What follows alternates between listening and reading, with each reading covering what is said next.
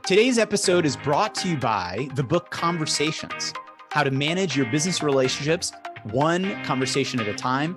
Visit conversations.biz/book for more information.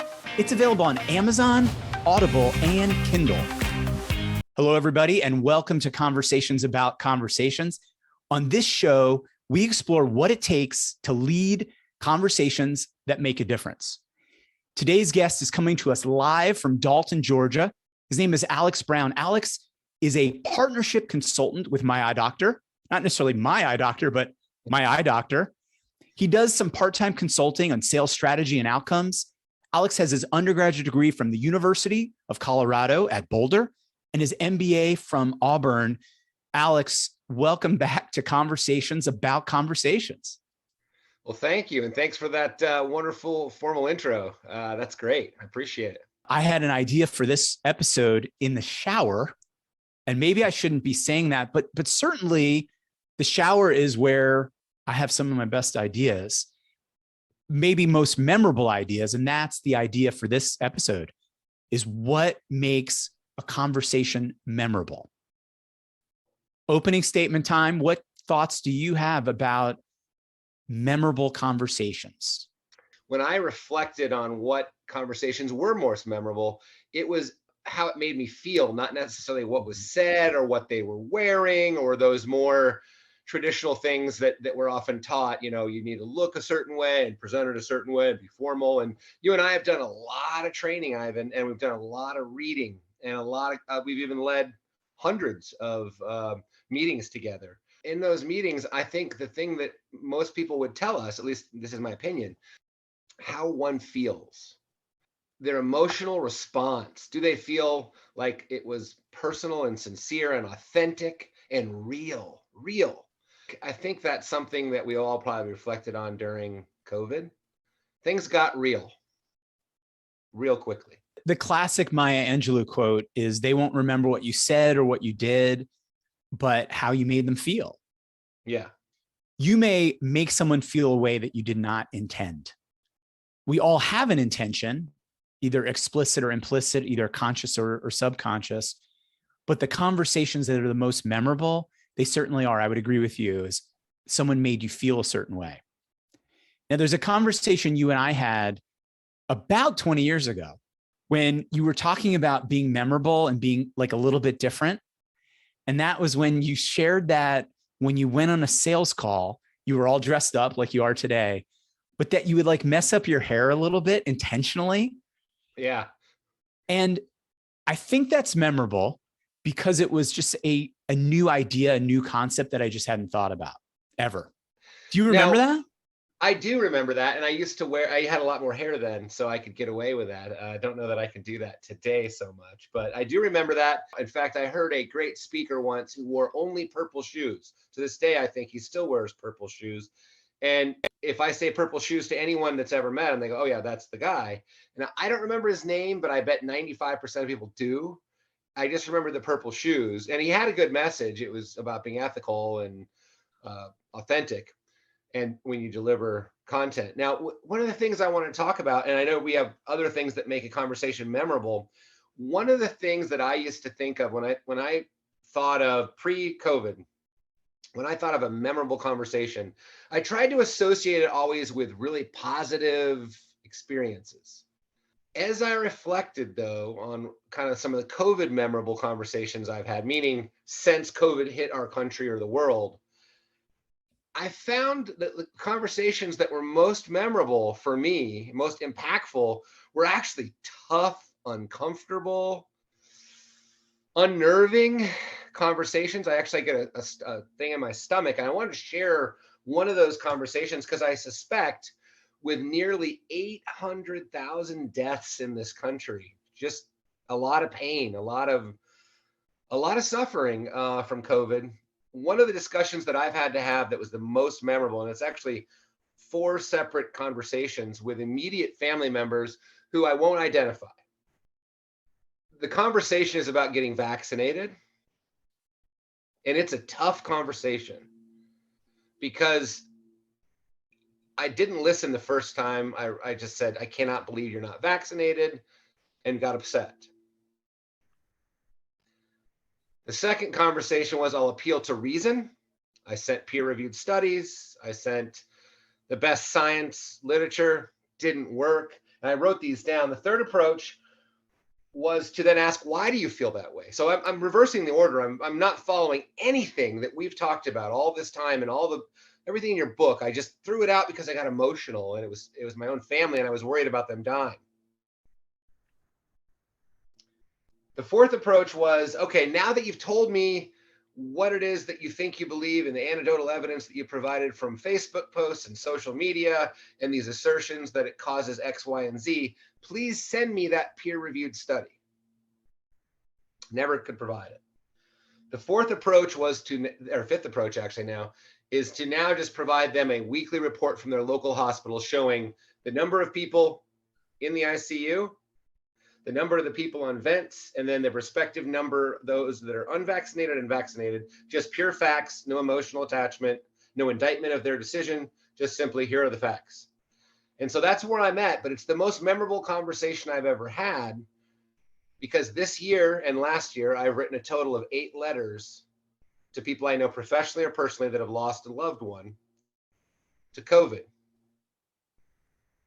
I didn't follow the format, and shame on me, that you and I, or that you've taught me, but it's the most memorable conversation I've ever had because it kept me up at night, and it has meaningful impact if I don't get it right.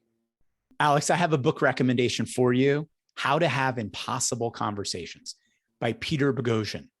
He nails exactly what you're talking about. These are impossible conversations to have. That's why they're memorable.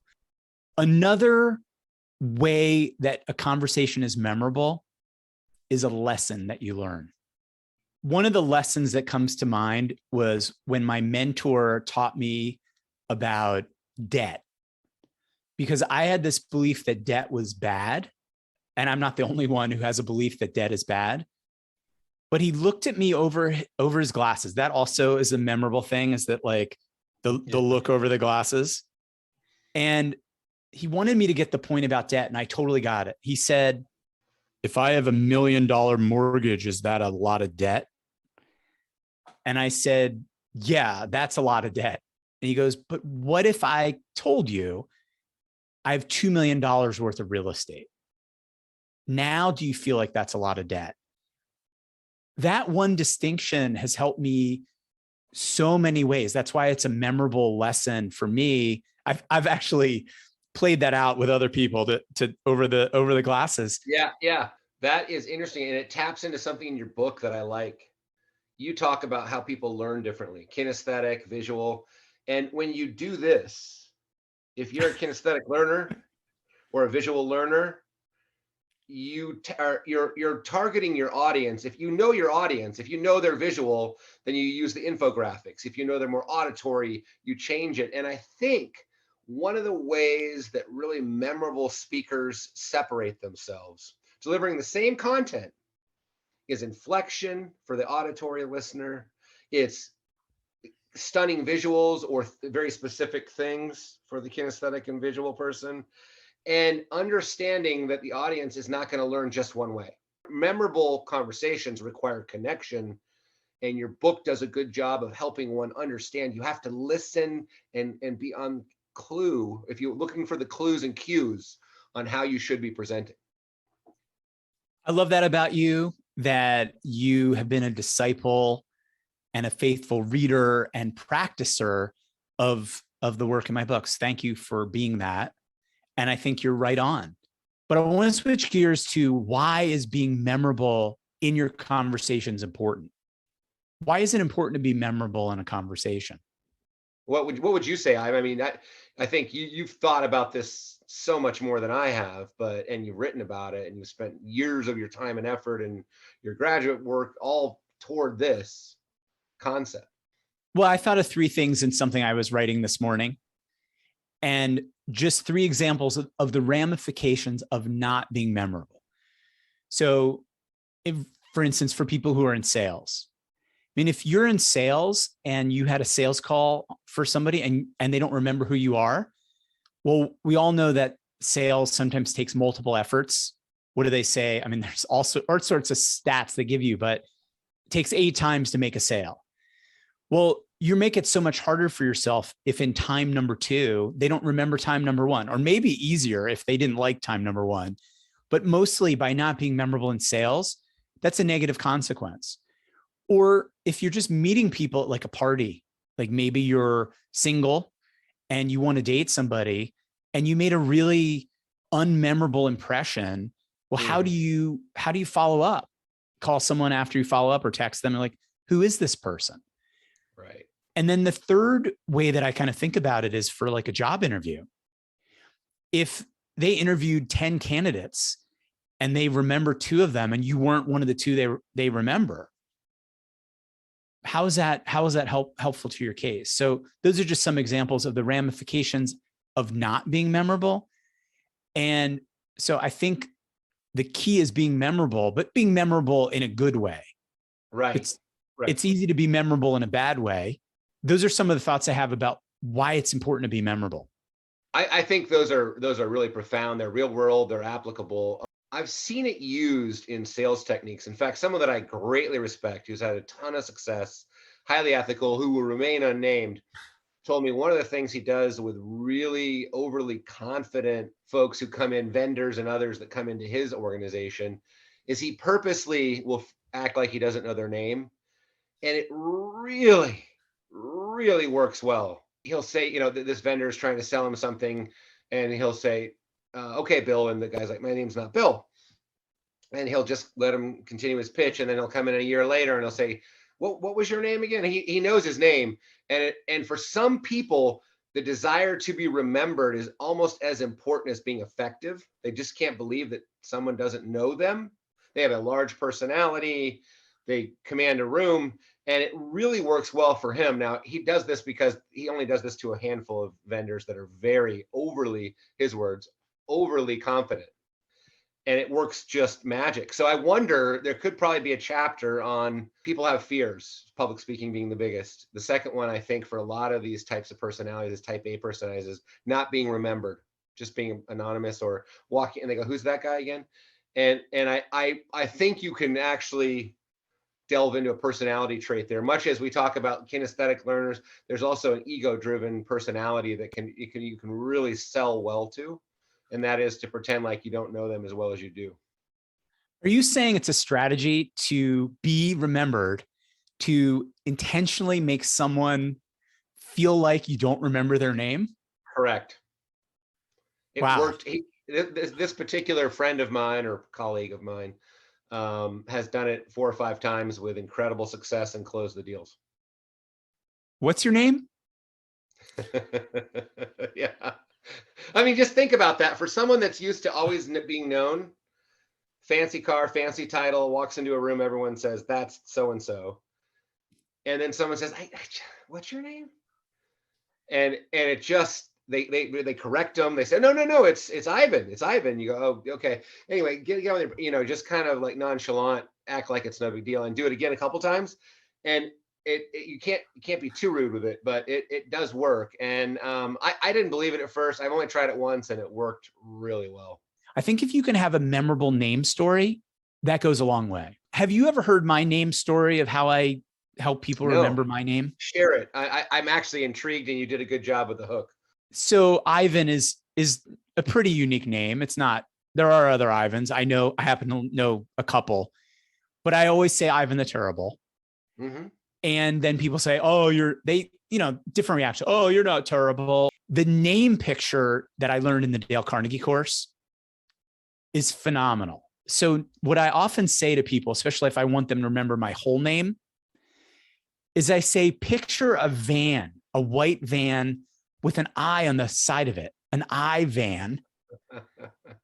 And then in the front seat, there's a farmer and a barber. And so I say, Ivan Farber. Wow. You really got that. That's crazy to me that you do that. It's effective though. Do you have one? Or how would one remember Alex Brown? I mean, I've done Alexander the Great, and they asked me if I'm Russian, what's your nickname? But yeah, Alexander the Great. And then I just say, think of Alexander, as I go by Alex, and I say, you've probably heard, do you have any sports figures with the name Alex or whatever? And they'll say, oh, I have my son's Alex or my nephew's Alex. Unfortunately, my name's a little more common than Ivan, and Brown. Let's not even go there. But I will with Brown. One thing I have found that people kind of pause. I'll say it's Brown, not the English version with the E, and then they pause and say, you mean like Brown? And that's all I have to say is, yeah, just like the color. My friend Todd, he always says Todd with 2 Ds. That's good. Todd with 2 Ds. Yeah. And I think usually the name Todd has 2 Ds, but the way he does that, but yeah, you can do all sorts of things, but that is a good technique to remember people's name. It's like, if I met you and I want to remember Alex Brown, I might do, oh, what can Brown do for you? Like kind of pigeon it to the color brown that UPS, of course, kind of owns the color. Yeah. And then Alex, I like Alexander the Great or Alexander Graham Brown to kind of just give like something fun there. That's actually good. I'm going to write that down. Alexander Graham Brown. Because it's kind of ludicrous, but it gives people, they'll remember it. Yeah. Something to hang their hat on. And I think that's what's in common with being memorable, is giving people a spot to file it. Yeah. And that's, that's a big part of being memorable. I want to invite the audience to either put in the comments or send a direct message to me or to you what they use to become memorable. I want to hear your ideas. I want to hear your strategies for being memorable, or on the flip side, helping remember other people. I wear a blue shirt for every podcast because that's my podcast color. It's also my favorite color. Yeah. I've never thought about it, but you always do have the blue shirt. It also matches the background of your books with the blue and white. So it's got a theme. But and my bobbleheads. My bobbleheads also have the blue shirt on. I have 3 other ideas for being memorable. One is to smile a lot. Yeah. I deliberately, and when I do the podcast, show my teeth a lot, because there's something different when I look at the screen of somebody who's just listening, but smiling a lot, showing your teeth, something that is more memorable. I know that I remember that about my wife when I first met her, was her smile. 2, using questions skillfully, something, of course, I preach. There are so many people who are clumsy with their questions that it's hard to talk to them. Maybe you remember that in a negative way, or maybe you just want to put it out of your memory. And then the 3rd is being a good listener. I'm going to close by saying, I believe this will be a memorable conversation. And I say that because we talked a lot about remembering conversations, making them memorable.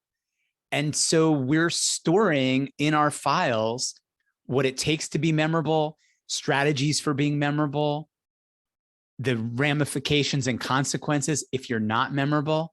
Thank you, Alex, for once again being a part of this conversation about conversations.